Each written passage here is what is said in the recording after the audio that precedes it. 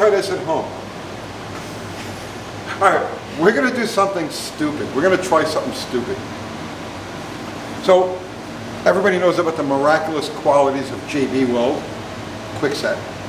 Quickset, the good stuff. Okay. The good stuff. Well, this isn't really good stuff, right? Okay, the cheap stuff. The miraculous qualities of JB Weld. You can fix anything with it, right?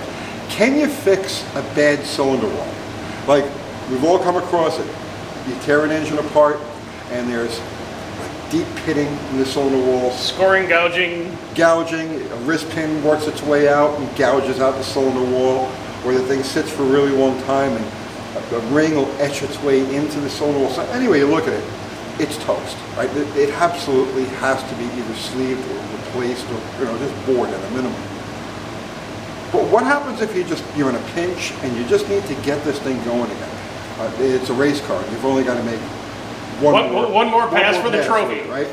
Yeah, exactly. Or you need time hunting down the new parts and you don't want to leave your car disabled. Can you do something with JB Weld to seal up that cylinder and just keep going? What do you think? I think we can, and we don't want to really, for all the haters out there, we wouldn't want to massacre a good V8 because there would just be hate everywhere. Oh yeah, we're not going to do that. So we take the cheap Chinese Predator motor, running. It's got a bunch of good parts in it. We're going to take this off the cart, take it over to the bench, get medieval with it, and see what we can do. I'm going to simulate the 3 types of common damage you'd find on a cylinder wall. Okay. Right? So deep pitting, we're going to make some deep pits in it, and we're going to do some gouging, right? Like where if rusted ring lander. Right, rusted ring lander that would etch into the cylinder wall, and then we're going to simulate like a wrist pin that slips out, which is the most damaging of them all, and because that'll just gouge a line, and once it does that, there's no compression, there's no nothing.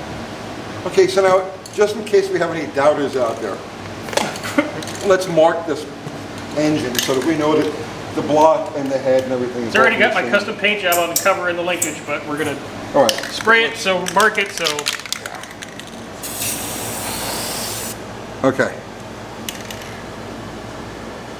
There you go. To the destruction.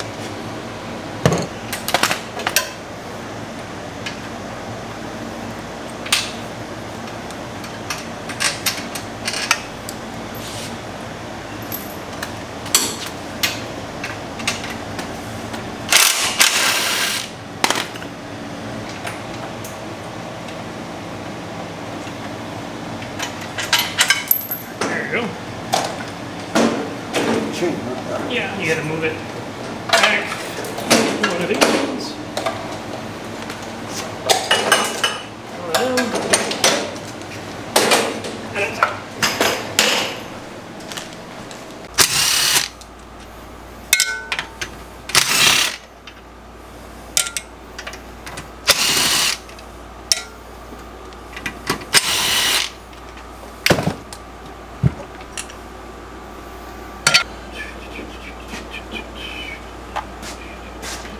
So you might be wondering, how does gouging up the cylinder on a little air-cooled 4-stroke motor like this equate to what you're going to find on a car engine?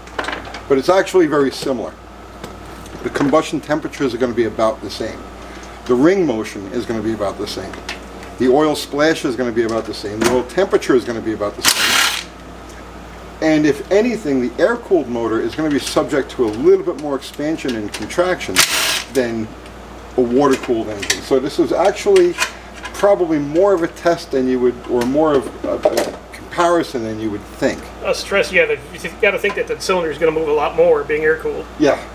Yeah, plus you're going to torture test this thing. Oh, you're going to beat the snot out of it. Yeah. Yeah, that's going to be his own video. It's on his channel.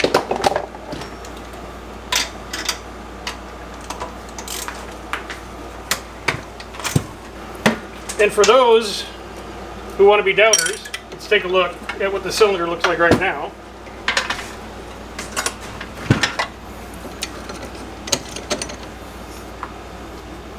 Clean little carbon with good cross-hatching. Yeah, couple of light marks. Couple light marks from the old rings on the previous rebuild, but it's not going to be that pretty when we're done with it. No. No. All right. Do you want to pop the piston out? Yeah. I'm going to take off this, take the back, drain the oil, take the back cover off. 2 more minutes. Should be good.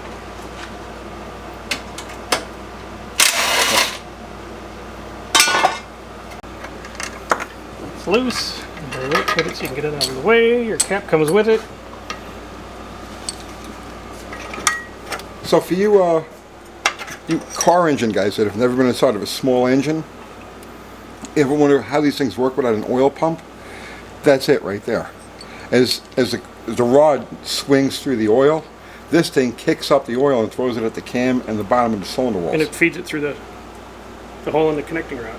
That's, yeah, the shell is fed through the hole in the connecting rod, but it's all splashed up by this. And these are the stock, which you would find in a stock engine. On your high performance one, they give you a billet connecting rod and actually has a bearing that gets installed in here. But for just the stock, this is what all of them. It's what all of them look like. It's aluminum rod. I mean, Yeah. snazzy. Snazzy. You know, it actually hurts me to do this. Oh, it hurts you deeply, doesn't it? It actually does. I know it's a throwaway, you know, but Yeah. I still feel bad hurting an engine. Okay, so we're going to go with 3 different common damages. We're going to do some pitting, like as if it rusted. You know, you give it a hone and there's like these deep pits. What are you going to do about that? The one that's ran when parked. Yeah, ran when parked. Let's do that now. All right.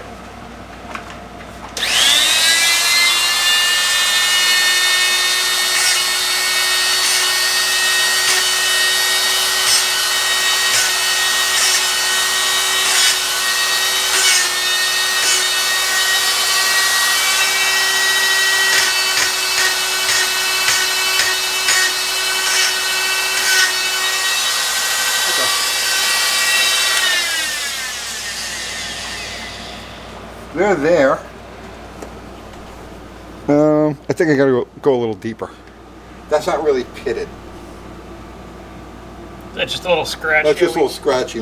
We can do better. We could pit that much better. It wants, as soon as I put it to it, it wants to dance to away. walk. Yeah.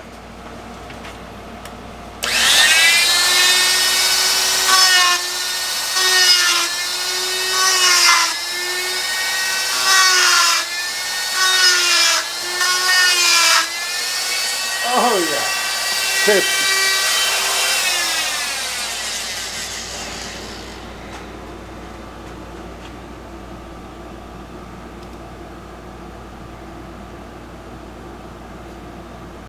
Okay, so then you have the one where the engine sits with the piston midway down the cylinder, water gets in there, and you have that electrolysis that etches away like a moon-shaped thing. Eats its own pattern into the cylinder. Right, so where should we do that?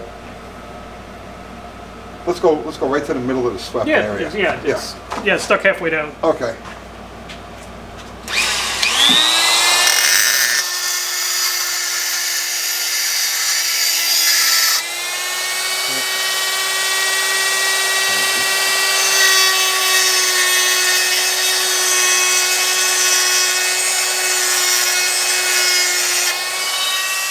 Oh, feel that.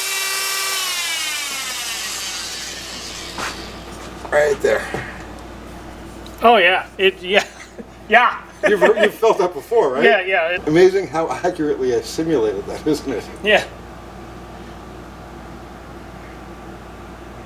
All right, so now let's go for the real cylinder killer. The granddaddy. Yeah, because all of these they can essentially just fill with oil as the engine is running. Right. And that happens. You'll get gouges. You know, you'll get gouges in the cylinder wall, and they'll literally just fill with oil, and the piston with the rings sweep past so quickly that the oil will just kind of stay there.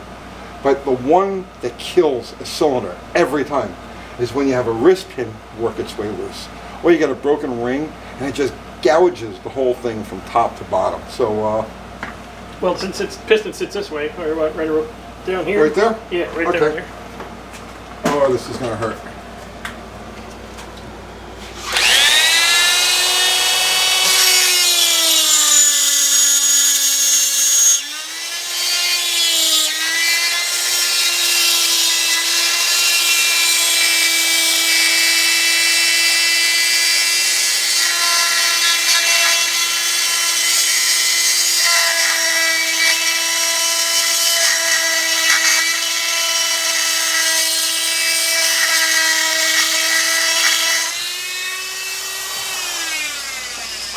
Oh, that's painful. You know, I'm having trauma. Like, this is like, Yeah. because I've been there too many times. How many times have you cracked open an engine? And it went, oh, great. There Yeah. it is. It's over. It's over. Right. But is it over? And can the miracle of JB Weld return? See, there's no way that engine is going to run. No, With it no, like it would that. just all blow by, no compression, Right, never start. right. No compression, no nothing. So that's the real killer right there. Jeez. All right. I'm sorry. I really am. I think, well, it'll either be okay or it won't, but for science, we have to figure this out. All right. Now we got to make sure we get all the oil, any oil that might have gotten into our fresh wounds. Mm-hmm. All little aluminum shavings and everything else. Yeah, that's a good gouge. Oh, jeez, yeah. I can't tell you how many engines have fallen apart over the years. It's only a little noisy. Yeah. All right.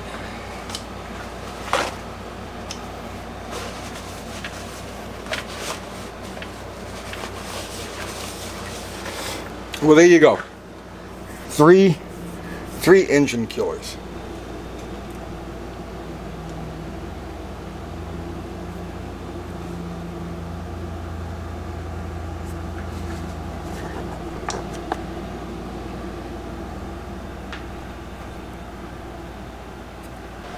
Now, I know there are 1,000 different types of epoxies on the market, and I know that there are ones that are far superior to JB Weld, but that we're not going to use those. We're going to use JB Weld because JB Weld is the cliche. It's the cliche, and it's what we got. It's what we got. We didn't even bother to buy new tubes. It's a bunch of old ones. So we're going to use some old JB Weld, and it's not even real legit JB Weld. It's the quick set. So this is like bottom of the barrel JB Weld. The thing with this stuff is that it sets up in about 5 or 6 minutes. So after you mix it, you've got about 3 minutes to get it on there, and then it'll set up. But it takes about 24 hours to cure. So what we're going to do now is we're going to mix this up, fill in the gouges with it, and then we're going to have to come back 24 hours into the future to hone this thing. Right. And go from there, right? So, hey, you want to do the honors? Sure. Okay. Let me grab my mixing board. Oh, I see you've done this before. Yeah. Okay. Have you ever epoxied a cylinder? I have never epoxied a cylinder. I have. And? I'm not going to say. Okay. I'm not going to say. I know how this is going to turn out All right. already, Okay. but I can't say, for the sake of science. Well, hopefully it's good, otherwise,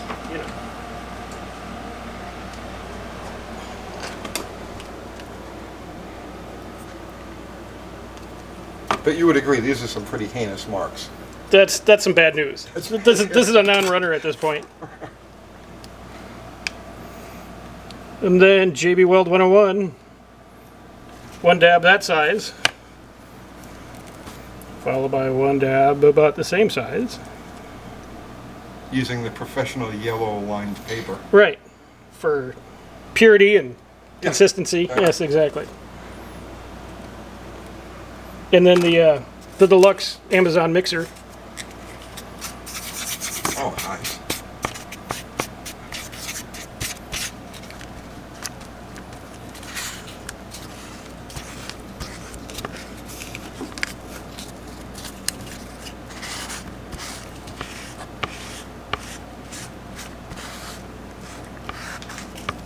All right. I think you probably better put it on your. Well, here. Yeah. I think I know. Yeah, you can do the honors. Yeah, I'll do this part of it. All right. All right, let's go for this one first. You gotta be careful you don't rub it in too much, because then you'll have to do it It'll again. compress and you'll have to do it again.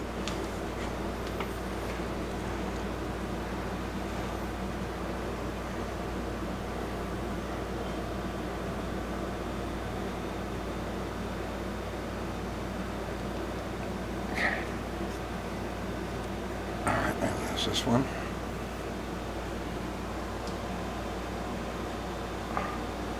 Okay, that should. No, I see a gully there already.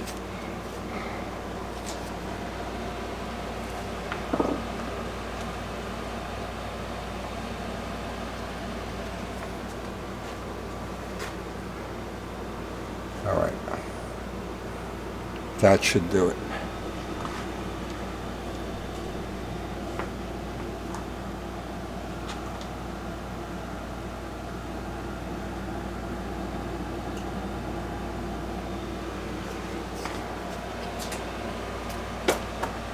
So that's got to cure for 24 hours.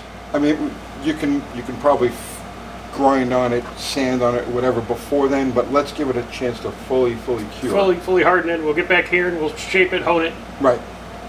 All right. So I'll see you in the future. 24 hours from now. Yeah. You did a good hole. Yeah. Oh. Into the, Well, here we are in the not too distant future, and we've already had a problem. Minor technical setback, but A little one. And we're not sure exactly what it was, but the first application of JB Weld was this quick set stuff, and I put it in, and it didn't hold. What? no, it's because we went to shape and form the JB Weld to the cylinder, and as we're shaping it, we'll show you how we shaped it here in a second. It just started peeling away from the inside of the cylinder, and you can take your finger and the whole thing kind of just basically plucked right out.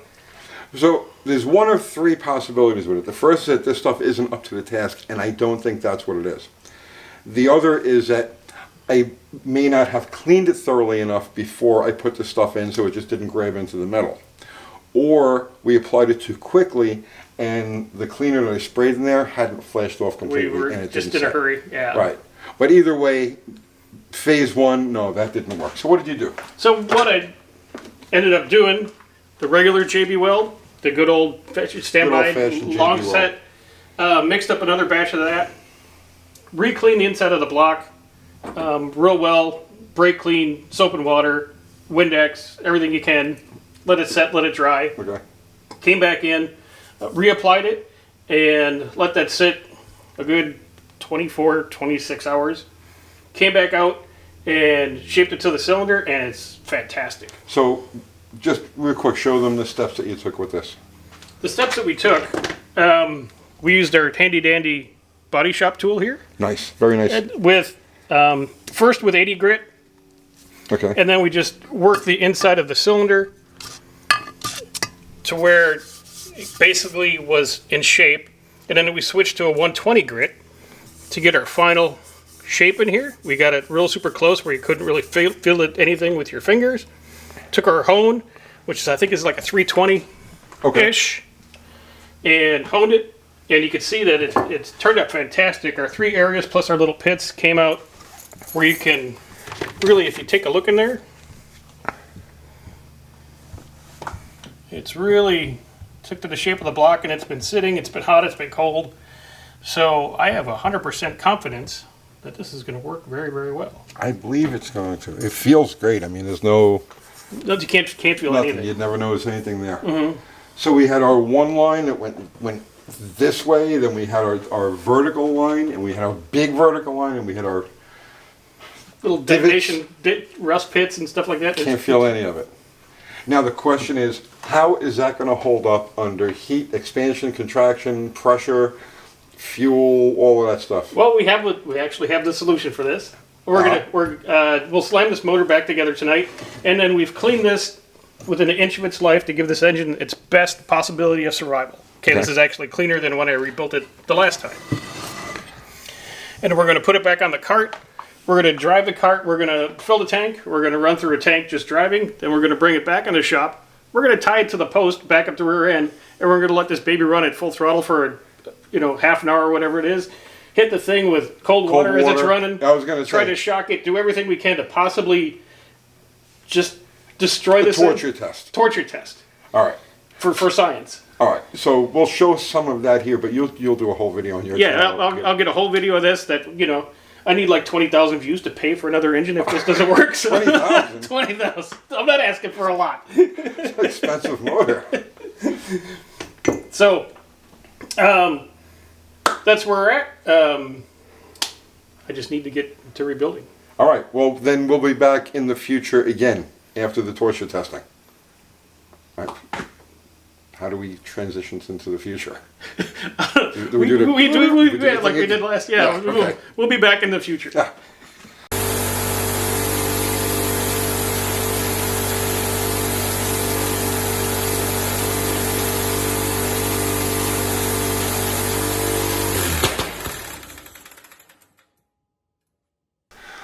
Well, here we are back in the future.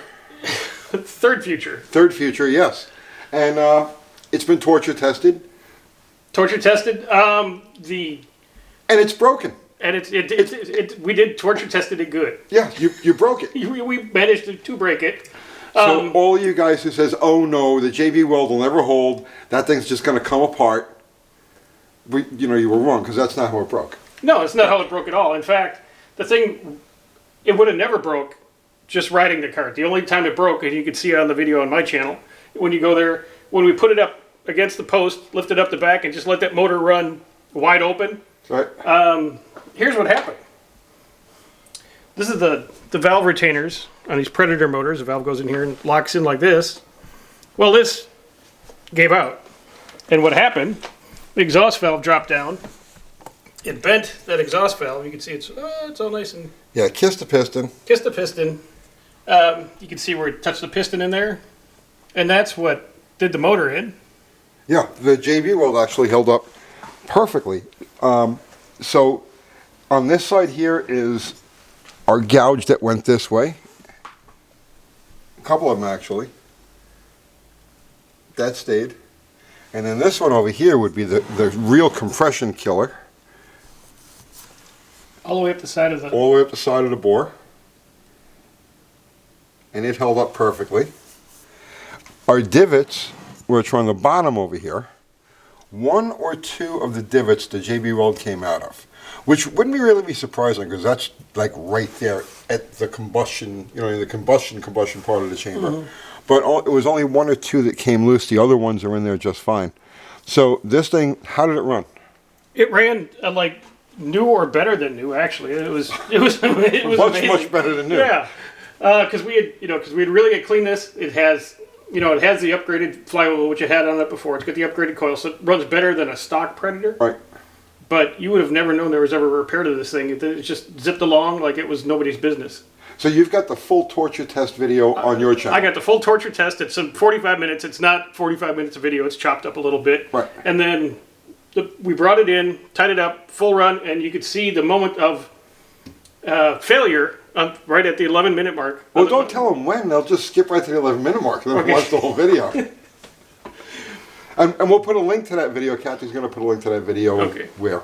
Kat? Here. In the description, I think. In the That's probably description. the best place. We'll put one here anyway. Since I can we're put one pointing. there. Yeah. This way. This way. Okay, over Okay, Art's right head, there's the so description. Right over here. there's Right over space. Dr. Art's head. All right.